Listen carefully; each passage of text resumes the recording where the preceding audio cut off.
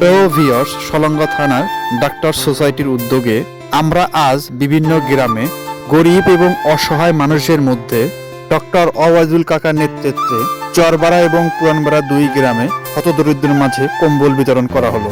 Salanga CM garments থেকে কম্বলগুলো ক্রয় করে সুন্দরভাবে তারা বেঁধে দিচ্ছে। আমি নিয়ে যাব।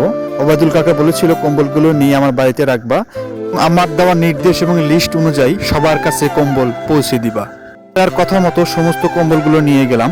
তো সাইকেল যোগে যা যাবে না, অনেকগুলো কম্বল আমি একটা রিস্কে ভাড়া করলাম এবং আমার সহযোদ্ধা হিসেবে ছিলেন চরবেড়ার কৃতি সন্তান মোহাম্মদ ইমন ভাইয়ের বাড়ি চরবেড়া গ্রামের লিস্ট অনুযায়ী প্রত্যেক বাড়িতে গিয়ে নিজ হাতে কম্বলগুলো বিলি করে দিয়ে প্রত্যেকের সাথে ছবি উঠে নিয়ে আসলাম।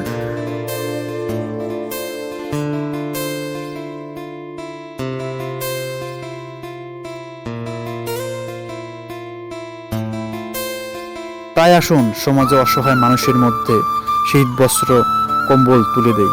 তারাও তো আমাদের মতো রক্তে মাংসে গড়া মানুষ, তারাও আমাদের মতো হাসি খুশিভাবে বাঁচতে চায়। তাই রোগীকে নয়, রোগকে ঘৃণা করতে শিখুন, মানুষকে ভালোবাসতে শিখুন। সবার উপর মানুষ সত্য, তার উপর কেউ নাই। তাই আমাদের যতটুকু সাধ্য থাকুক না কেন অসহায় মানুষের পাশে দাঁড়ানোর চেষ্টা করব। তাদের ভালোবাসবো, তাদের সাহায্যের হাত বাড়িয়ে দেব, তাদেরকে ভালোবাসবো। ভালোবাসা দিয়ে একটা সুন্দর দেশ গড়া যায়।